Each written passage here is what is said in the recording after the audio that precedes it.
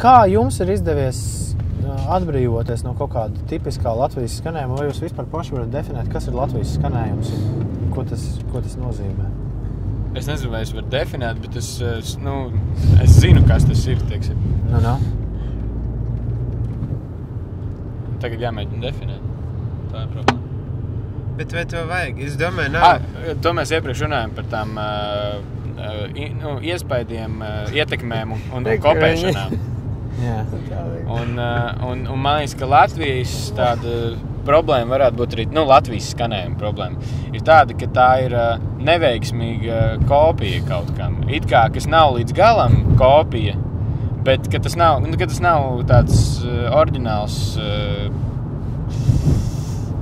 Godīgi, es domāju, ka no jums arī Es domāju, ka tā nav kopija, tas ir vienkārši neapzināti. Viņi cenšas, cilvēki jau patīk tāds muzeons, un viņi tas ir centiens to izdarīt.